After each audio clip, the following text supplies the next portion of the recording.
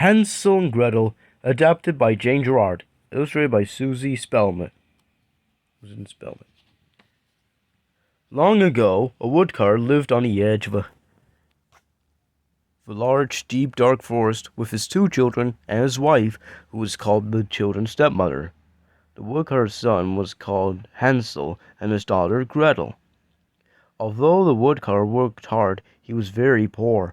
One year, there was a terrible famine in the land. The woodcutter did not have enough food for his family. The woodcutter's wife complained that the whole family would soon die of hunger. So one night she told her husband that she must take the children deep into the woods and leave them there. Hansel heard them talking and told Gretel about their stepmother's idea.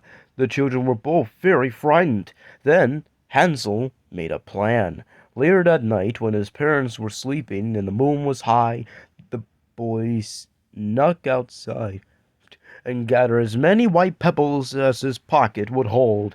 The next morning, the stepmother told Hansel and Gretel that they were all going to gather firewood. As they walked deeper and deeper into the woods, Hansel would stop now and then look toward his house. Hansel was scolded by his stepmother for being slow, but he was really dropping the white pebbles to mark the way home. When they finally stopped, the woodcutter built a fire and left the children some crusts of bread for their supper. He said he and his wife would return when they were done cutting wood. Hansel and Gretel knew that they would not be back. They slept for a while by the fire, waiting for nightfall. Then, with the moonlight shining on the white pebbles, Hansel and Gretel followed the trail straight back to their home. "You bad children!" cried the stepmother when she saw Hansel and Gretel. "Why did you sleep so long?" But she was secretly angry that they returned.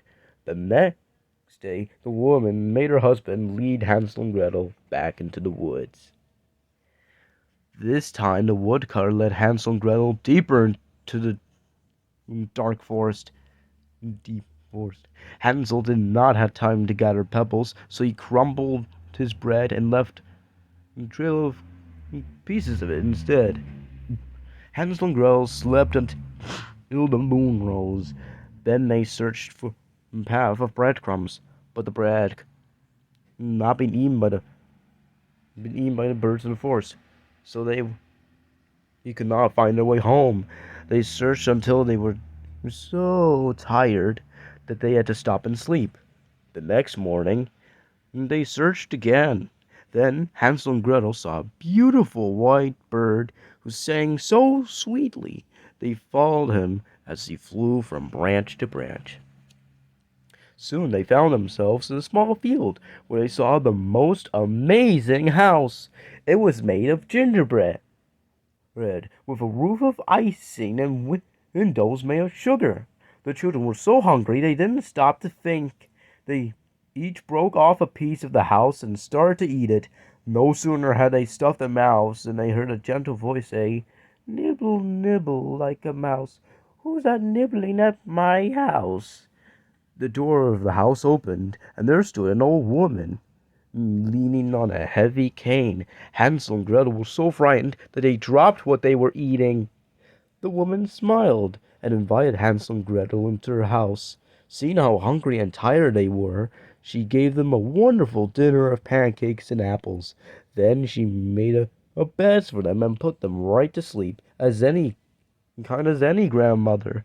Hansel and Gretel did not know the woman, who seemed so nice, was really a wicked witch.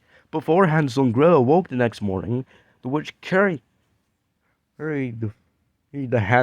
Hansel into a little cage that she built and locked him inside. "Now I'll fatten him up,"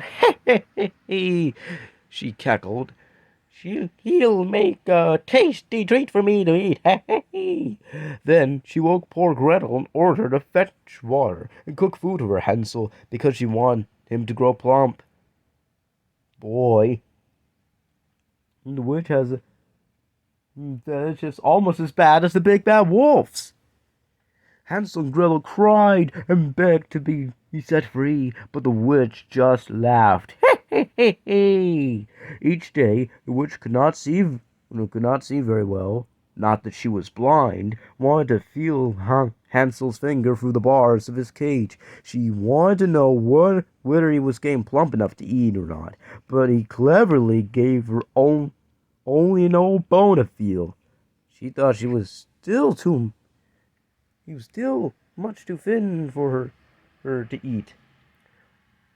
4 weeks went by, and Hansel didn't seem to grow any fatter. Gretel could see that the witch was becoming very impatient. One morning, the witch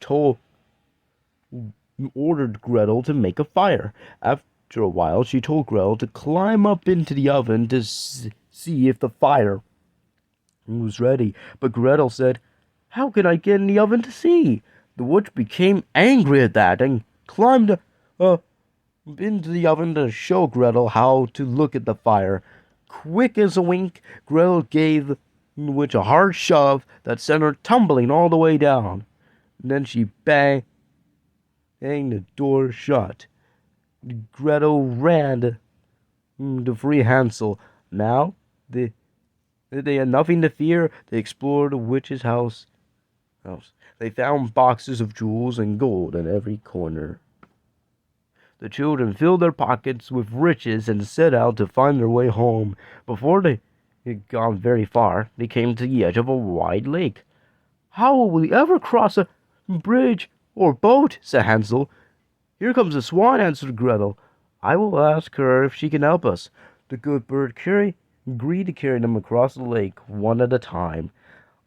Once on the other side, Hansel and Gretel found themselves in a familiar little wood. Soon they were running down the path for home. The woodcutter cried tears of joy to see his children once again. He had not one moment of peace since he had left them in the forest, and his wife had thankfully died while they were gone. So it was her right for being a heartless jerk to Hansel and Gretel. Anyways, Gretel emptied the jewels from her apron into her father's lap. Pearls and rubies scattered onto the floor. Hansel added handfuls of gold from his pockets. Hansel and Gretel and their father lived happily for the rest of their days with the help of the witch's gold. The end.